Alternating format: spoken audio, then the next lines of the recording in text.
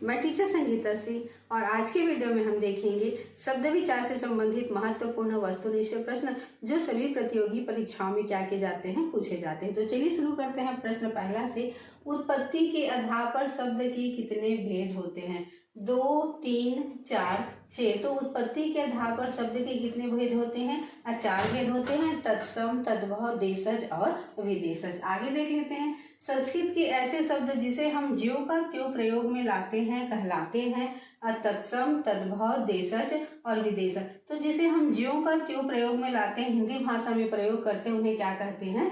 तत्सम कहते हैं। आगे देख लेते हैं। निम्नलिखित में रूढ़ शब्द कौन सा है? वाचनालय, समतल, विद्यालय, पशु। तो निम्नलिखित में जो रूढ़ शब्द है वह क्या है? पशु है, क्योंकि पशु का जब हम संधि विच्छेद करेंगे तो वह अर्थ क्या हो जाएगा? उसका जो है वो निरर्थक हो जाएगा, इसलिए क्या है? पशु जो है वो रूढ़ शब्द है। आगे देख लेते हैं।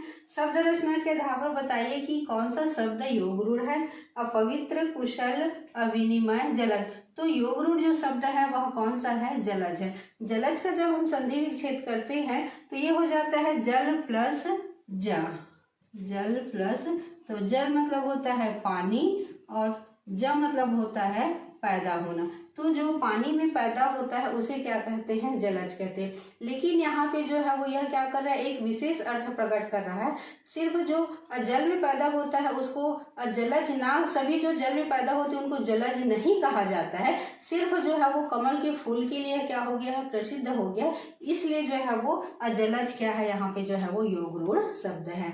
आगे देख लेते हैं। निम्न में रूढ़ शब्द कौन सा है? मलयज, जलज, पंकज, वैभव। तो यहाँ पे जो रूढ़ शब्द है वह कौन सा है? वैभव है, क्योंकि इसका भी जब हम संधि विच्छेद करेंगे तो इसका जो अर्थ निकलेगा वह क्या रहेगा? अनिरर्थक रहेगा, इसलिए जो है वैभव क्या है? रूढ़ शब्द है। परीक्षित शब्द निम्नलिखित वर्गों में से किस वर्ग में आता है? तत्सम, तद्भव, देशज, विदेशज। तो ये तो बहुत ही सरल प्रश्न है। तत्सम शब्दों में अधिकतर क्या लगा रहता है? छत्रीय लगा रहता है, इसलिए इसका उत्तर क्या हो जाएगा? तत्सम हो जाएगा। आगे देख लेते हैं। मजिस्ट्रेट शब्द है तत्सम, तद्भव, देशज, विदेशज। तो मजिस्ट्रेट शब्द क्या है? विदेशज शब्द है, अर्थात विदेशों से हिंदी में क्या किया गया है? स्वीकार किया गया है। आगे देख लेते हैं। निम्नलिखित में कौन सा शब्द देशज है? अग्नि, प्रार्थना, खेत, लोटा। तो जो देशज शब्द है वह क्या है? लोटा है, जिसे क्षेत्रीय भाषा में क्या करते हैं? इस्तेमाल करते हैं। आगे देख लेते हैं। स्वतंत्र सत्ता धारण न करने वाले शब्द क्या कहलाते हैं? रूढ़ कहलाते हैं, यौगिक शब्द कहलाते हैं, योग रूढ़, तत्सम। तो जो स्वतंत्र सत्ता धारण न करने वाले जो शब्द होते हैं वह क्या कहलाते हैं? यौगिक कहलाते हैं। यौगिक क्या होता है? वैसे तो दो शब्दों के मिलने से जो एक नया शब्द बनता है उसे क्या कहते हैं? यौगिक कहते हैं। और जब इनका संधि विच्छेद किया जाता है तो दोनों ही शब्द क्या करते हैं? सार्थक अर्थ प्रकट करते हैं। तो इनका जो है स्वयं का क्या होता है? स्वतंत्र सत्ता नहीं होती है, इसीलिए इन्हें क्या कहा जाता है? यौगिक कहा जाता है। अब देख लेते हैं। निम्नलिखित में कौन यौगिक शब्द है? लेखक, पुस्तक, विद्यालय, योगी। तो यहाँ पे जो यौगिक शब्द है वह कौन सा है? विद्यालय है। जब इसका संधि विच्छेद किया जाएगा तब यह क्या हो जाएगा? विद्या, धन, आलय। तो विद्या का अर्थ होता है शिक्षा या ज्ञान और आलय का अर्थ होता है स्थान, मतलब शिक्षा ग्रहण करने का स्थान या ज्ञान अर्जित करने का स्थान। तो दोनों ही जो संधि विच्छेद किए जाएंगे तो दोनों ही शब्द क्या करते हैं? एक सार्थक अर्थ प्रकट कर रहा है, इसलिए इसका उत्तर क्या हो जाएगा? विद्यालय। प्रयोग की दृष्टि से सूक्ष्म अंतर व्यक्त करने वाले शब्द क्या कहलाते हैं? प्रयोगात्मक, समानार्थक, अनेकार्थक, विपरीतार्थक। तो प्रयोग की दृष्टि से सूक्ष्म अंतर व्यक्त करने वाले शब्दों को क्या कहते हैं? समानार्थक शब्द कहते हैं, इसीलिए लिखा है समान अर्थक, मतलब समान अर्थ प्रकट करने वाले। यौगिक शब्द कौन सा है? पंकज, पाठशाला, दिन, जलज। तो यहाँ पे मैं भी यौगिक शब्द के लिए पहले बताया है विद्यालय में उदाहरण लेकर के कि जब इनका जब संधि विच्छेद किया जाएगा तब इसका अर्थ क्या हो जाएगा? पाठ, धन, शाला हो जाएगा। तो पाठ मतलब होता है अध्ययन करना, शाला तो अध्ययन करने वाला शाला या स्कूल। तो ये क्या होता है? दोनों ही क्या कर रहे हैं? दोनों ही शब्द जो है वो अर्थ प्रकट करेंगे, इसलिए पाठशाला क्या है? यौगिक शब्द है। आगे देख लेते हैं। योग रूढ़ शब्द कौन सा है? पीला, घुड़सवार, लंबोदर, नाक। तो जो योग रूढ़ शब्द है वह कौन सा है? लंबोदर। लंबोदर का जब हम संधि विच्छेद करते हैं तो इसका अर्थ होता है जिसका उदर क्या हो, लंबा हो, उसे क्या कहा जाता है? लंबोदर कहा जाता है। लेकिन यहाँ पे लंबोदर किसे कहा जाता है? गणेश भगवान को कहा जाता है। तो यहाँ पे यह क्या कर रहा है? एक विशेष अर्थ प्रकट कर रहा है, इसलिए यह क्या है? योग रूढ़ शब्द है। आगे देख लेते हैं, नीचे दिए गए विकल्पों में से तत्सम शब्द का चयन कीजिए। तो कौन सा जो है वो तत्सम शब्द उसका हमको चयन करना है? पड़ोसी, गोधूम, बहु, शहीद। तो यहाँ पे जो तत्सम शब्द है वह क्या है? गोधूम है। और गोधूम क्या है? इसका तत्सम शब्द है और साथ ही इसका तद्भव रूप क्या होता है? गेहूं होता है। तो गेहूं को तत्सम में क्या कहा जाता है? गोधूम कहा जाता है। आगे देख लेते हैं, नीचे दिए गए विकल्पों में से तद्भव शब्द का चयन कीजिए। यहाँ पे हमको किसका चयन करना है? तद्भव का चयन करना है। तो बैंक, मुंह, मर्म, प्रलाप। तो इसका उत्तर क्या है? मुंह है, क्योंकि इसका तत्सम रूप क्या होता है? मुख होता है। मुंह का तत्सम रूप क्या होता है? मुख होता है, इसलिए तद्भव रूप क्या है? मुंह जो है वो उत्तर इसका सही है। जिस शब्द के कई सार्थक खंड हो सके उन्हें क्या कहते हैं? रूढ़, यौगिक, योग रूढ़, मिश्रित। तो बार बार मैं सार्थक और निरर्थक शब्दों का मैं प्रयोग कर रही हूँ, तो इसका मैं अर्थ बता देती हूँ। तो सार्थक शब्द किसे कहते हैं? तो जिस शब्द का कुछ न कुछ अर्थ हो उसे क्या कहते हैं? सार्थक शब्द कहते हैं। और कुछ शब्द ऐसे होते हैं जिनका कुछ भी अर्थ नहीं होता है, उन्हें क्या कहते हैं? निरर्थक शब्द कहते हैं। तो यहाँ पे पूछा गया है कि जिस शब्द के कई सार्थक खंड हो सके उन्हें क्या कहते हैं? तो उन्हें क्या कहते हैं? यौगिक कहते हैं। और यौगिक के बारे में भी मैं बता रही हूँ कि जब इनके जो यौगिक वाले जो शब्द होते हैं उनका जब संधि विच्छेद किया जाता है तो जितने भी शब्द होते हैं वो क्या करते हैं? सार्थक अर्थ प्रकट करते हैं, तो उन्हें क्या कहते हैं? यौगिक कहते हैं। तो हमारा जो प्रश्न है उसके आधार पर ये उत्तर क्या है? यौगिक सही है। आगे देख लेते हैं, कौन सा शब्द देशज नहीं है? डिबरी, पगड़ी, ढोर और पुष्कर। तो यहाँ पर देखने से स्पष्ट समझ में आ रहा है ये क्या लिखा है? पुष्कर। तो पुष्कर में क्या लगा है? स षटकोण का लगा है। और जहाँ पे अधिकतर जो तत्सम शब्द होते हैं उसमें क्या होता है? स षटकोण का लगा होता है, वह क्या होता है? तत्सम शब्द होता है। तो यहाँ पे क्या बोलोगे? कौन सा शब्द देशज नहीं है? तो यह शब्द क्या है? तत्सम है। तो बाकी शब्द क्या है जो है वो देशज है। तो ये हमारा क्या हो जाएगा? उत्तर जो है वो सही हो जाएगा कि अब पुष्कर शब्द क्या है? देशज नहीं है, क्योंकि पुष्कर क्या है? तत्सम शब्द है। आगे देख लेते हैं, जिन शब्दों की उत्पत्ति का पता नहीं चलता उन्हें कहा जाता है? तत्सम कहा जाता है, तद्भव कहा जाता है, देशज कहा जाता है, संकर कहा जाता है। तो जिन शब्दों की उत्पत्ति का पता नहीं चलता उन्हें क्या कहा जाता है? देशज कहा जाता है। जिन्हें क्षेत्रीय भाषा के जो शब्द होते हैं उनको क्या किया जाता है? देशज शब्दों में लिया जाता है। आगे देख लेते हैं, वकील किस भाषा का शब्द है? तो फारसी, अरबी, तुर्की, पुर्तगाली। तो जो वकील शब्द है वह क्या है? अरबी भाषा का जो है शब्द है। चाय किस भाषा का शब्द है? चीनी, जापानी, अंग्रेजी, फ्रेंच। तो चाय जो है वो जिस भाषा का शब्द है वह क्या है? चीनी भाषा का शब्द है। स्टेशन किस भाषा का शब्द है? फ्रेंच, अंग्रेजी, डच, चीनी। तो जो स्टेशन शब्द है वह कौन सी भाषा का शब्द है? अंग्रेजी भाषा का शब्द है। संकर शब्द का अर्थ है तत्सम शब्द, तद्भव शब्द, विदेशी शब्द, दो भाषाओं के शब्दों से मिलकर बना शब्द। तो जो संकर शब्द होता है वह दो भाषाओं से मिल करके बना हुआ क्या होता है? शब्द होता है। आगे देख लेते हैं, रेलगाड़ी शब्द है, तत्सम है, देशज है, विदेशज है, संकर है। तो जो रेलगाड़ी शब्द है वह क्या शब्द है? संकर शब्द है। और संकर शब्द कैसे है? रेल जो है वो क्या है? अंग्रेजी शब्द है, और साथ ही जो गाड़ी है वह क्या शब्द है? हिंदी शब्द है। तो दो भाषाओं की मिलने से जब एक नया शब्द बनता है तब उसे क्या कहते हैं? संकर शब्द कहते हैं। तो रेलगाड़ी क्या है? संकर शब्द है। आगे देख लेते हैं, वानर का तत्सम रूप है बानर, बंदर, बांदर, बांदर। तो वानर का तद्भव रूप है। तो देखिएगा मैं यहाँ पे पहले ही बता चुकी हूँ तत्सम और तद्भव रूपों को पहचानने के लिए तो कैसे पहचाना जाता है करके। तो यहाँ पे देखिए वह है, तो वह क्या है? तत्सम रूप है। साथ ही जब इसका तद्भव रूप में परिवर्तन किया जाता है तो वह का क्या हो जाता है? ब हो जाता है। इसलिए उसका उत्तर क्या हो जाएगा? बंदर। अब देख लेते इसको, दर्शन का तद्भव रूप है दर्शन, दर्शन, दर्श और दर्शन। तो ये भी देखिए, इसको भी बताई थी मैं कि अधिकतर जो तत्सम शब्द होते हैं उसमें क्या होता है? श शक्कर का होता है। और जब स शक्कर का जब तद्भव रूप में परिवर्तन किया जाता है तब वह क्या हो जाता है? स सरौते का हो जाता है। तो दर्शन का तद्भव रूप है तो क्या हो जाएगा? दर्शन जो है वो तद्भव रूप हो जाएगा। निम्नलिखित में कौन सा शब्द तत्सम है? उद्गम, खेत, कोट, अजा। तो जो शब्द तत्सम है वह क्या है, उद्गम है। आगे देखते हैं, अपील शब्द है, तत्सम है, तद्भव है, देशज है, अविदेशज है। तो जो अपील शब्द है वह क्या है, अविदेशज है। मगही शब्द है, तत्सम है, तद्भव है, देशज है, विदेशज है। तो जो मगही शब्द है वह क्या है, तद्भव शब्द है। संधि शब्द है, तत्सम है, तद्भव है, देशज है, विदेशज है।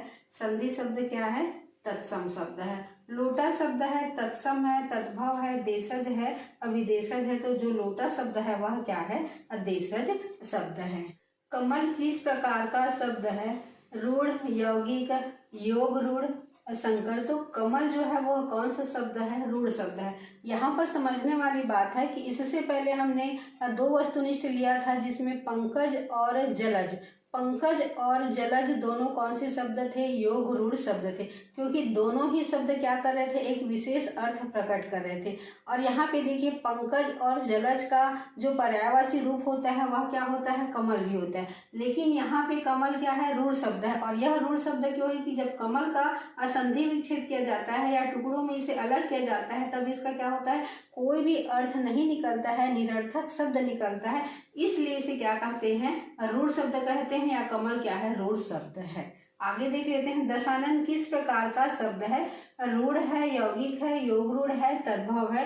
तो इसको तो समझाने वाली बात नहीं है, बार बार वही शब्द आ रहे हैं। तो दशानन क्या है, जिसके 10 सिर हो तो दशानन तो क्या हो जाएगा, जो है वो योग रूढ़ हो जाएगा। और दशानन किसके लिए प्रयोग किया जाता है, रावण के लिए प्रयोग किया जाता है। और साथ ही जितने भी बहुव्रीहि समास वाले जो शब्द होते हैं वह सभी क्या होते हैं, योग रूढ़ शब्द होते हैं। आगे देख लेते हैं, निम्न में से एक तत्सम शब्द छांटकर बताइए।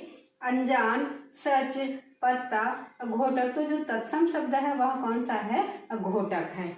निम्न में से कौन सा शब्द तुर्की भाषा का है, चाय, रिक्शा, कमरा, कैंची। तो जो तुर्की भाषा का शब्द है वह क्या है, कैंची है। निम्नलिखित में तत्सम शब्द का चयन कीजिए। बारात, वर्षा, हाथी, आंसू। तो ये भी बताने वाली बात नहीं, इसके ऊपर मैं पहले भी वीडियो बना चुकी हूँ, तत्सम और तद्भव को पहचानने का तरीका उसमें बता चुकी हूँ, जिसमें षटकोण का होता है वह क्या होता है, तत्सम शब्द होता है। क्योंकि एग्जाम से हमारे पास इतना ज़्यादा समय नहीं रहता है कि हम सबको जो है वो एक एक का जो है वो अर्थ निकालते बैठे रहें, कि हमारा जो है वो समय बर्बाद होता है। तो कुछ ऐसे टेक्निक्स होते हैं जिनके छोटे छोटे जिनके द्वारा हम क्या कर सकते हैं, आंसर को जल्दी से पता कर सकते हैं। तो वही एक तरीका था जिसमें हमने जाना था कि जो तत्सम शब्द होते हैं उसमें अच्छा, छतरी का, षटकोण का, श्र, ये कुछ ऐसे शब्द होते हैं, व, ये अधिकतर क्या होते हैं, तत्सम शब्द होते हैं। तो यहाँ पे देखिए वर्षा में षटकोण का लगा है, मतलब यह क्या है, तत्सम शब्द है।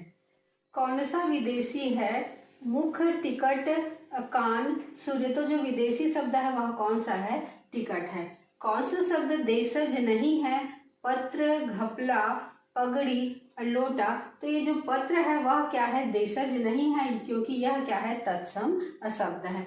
कौन सा शब्द तत्सम नहीं है, अज्ञान, आंसू, दस, दक्षिण। तो यहाँ पे देखिएगा ज्ञ, श और छ, यह क्या है, ये जितने भी वर्ण होते हैं ज्ञ, श और छतरी का वह क्या होते हैं, तत्सम शब्द होते हैं। तो यहाँ भी प्रश्न क्या दिखे, कौन सा शब्द तत्सम नहीं है, तो आंसू क्या है, तत्सम शब्द नहीं है। आगे देख लेते हैं, रूढ़ शब्द किन्हें कहते हैं, जिन शब्दों के सार्थक खंड ना हो, जिनके अनेक अर्थ प्रचलित हो, जिनका एक ही अर्थ हो, जो संस्कृत से आए हो।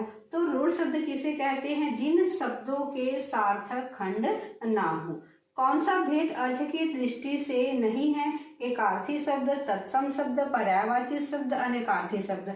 तो अर्थ की दृष्टि से ये सभी होते हैं, एकार्थी होते हैं, पर्यायवाची शब्द होते हैं, अनेकार्थी शब्द होते हैं। तो जो अर्थ की दृष्टि से जो शब्द का जो भेद नहीं है वह क्या है, तत्सम शब्द है। क्योंकि तत्सम जो है वो किसके आधार पर शब्दों का भेद है, यह जो है उत्पत्ति या स्रोत के आधार पर क्या है, शब्दों का भेद है। कौन सा भेद रचना की दृष्टि से नहीं है, रूढ़ शब्द, यौगिक शब्द, योग रूढ़ शब्द, तकनीकी शब्द। तो जितने भी शब्द हैं, रूढ़ शब्द, यौगिक शब्द, योग रूढ़ शब्द, वह किसके आधार पर है, रचना की दृष्टि से इसके भेद हैं। और साथ ही प्रश्न में पूछा गया है कौन सा जो है वो रचना की दृष्टि से नहीं है, तो जो नहीं है वह क्या है, तकनीकी शब्द है। क्योंकि तकनीकी शब्द जो है वह क्या है, प्रयोग के आधार पर शब्दों का भेद है। कौन सा शब्द रूढ़ नहीं है, पैर, मुंह, दसानन, दाल। तो इसको बार बार इस शब्द का हम प्रयोग कर रहे हैं। दसानन, दसानन क्या है? योग रूढ़ शब्द है। तो यहाँ पे पूछा गया है कि जो शब्द रूढ़ नहीं है, तो जो रूढ़ नहीं है तो कहने का मतलब है दसानन क्या है? रूढ़ शब्द नहीं है। कौन सा शब्द योग रूढ़ नहीं है?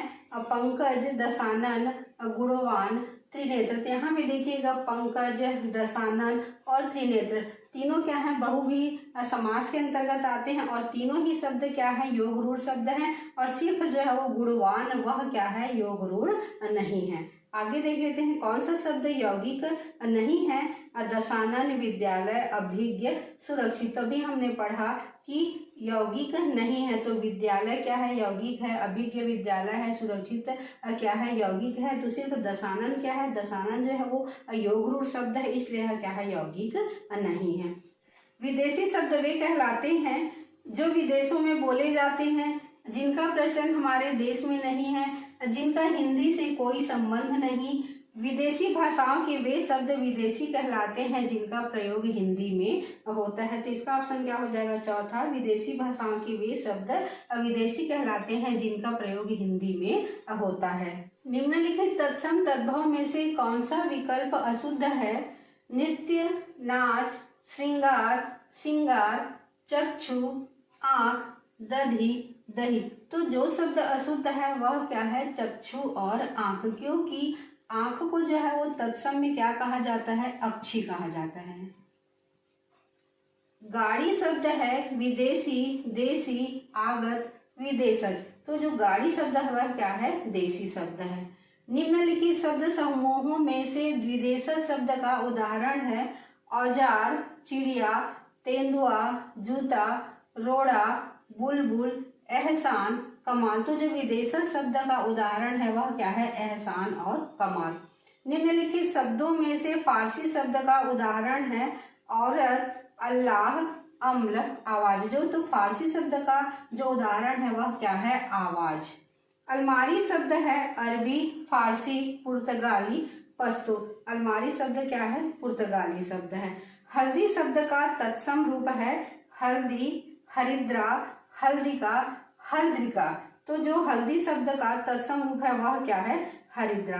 तो ये था आज का शब्दों के ऊपर जो है वो वस्तुनिष्ठ प्रश्न, जो कि अधिकतर कॉम्पिटिटिव एग्जाम्स में पूछे जाते हैं।